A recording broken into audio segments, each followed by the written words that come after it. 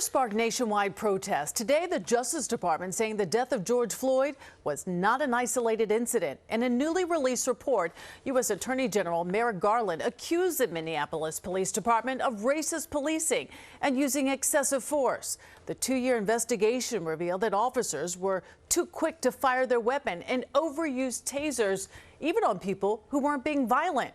Mike Marza is in the newsroom with details. Mike? And Sade, some horrifying details today. The DOJ slamming the Minneapolis Police Department, accusing some cops of using racist tropes, calling black people ghetto, and purportedly telling at least one person in custody, quote, "We'll get you Popeyes in a minute."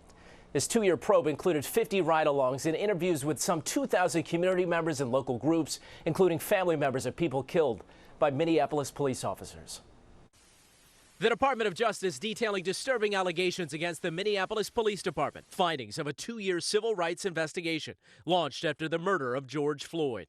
The patterns and practices we observed made what happened to George Floyd possible. U.S. Attorney General Merrick Garland accusing the MPD of engaging in a pattern of racist and abusive behavior that violated people's constitutional rights. The Minneapolis Police Department routinely uses excessive force, often when no force is necessary.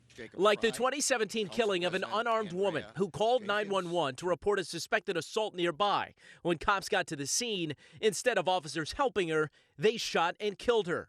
Why? Who he said had, quote, spooked him when she approached his squad car. The report describes an infestation of discrimination in the Minneapolis Police Department against black and Native American people. 19 police shootings between 2016 and 2022, where officers sometimes opened fire, quote, without first determining whether there was an immediate threat of harm to the officers or others.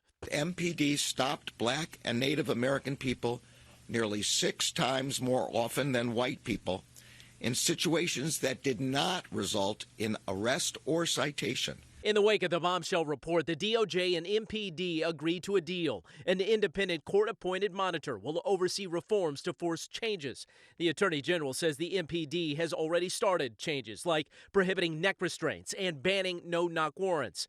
But these new revelations rip open old, deep wounds at the epicenter of outrage following George Floyd's death.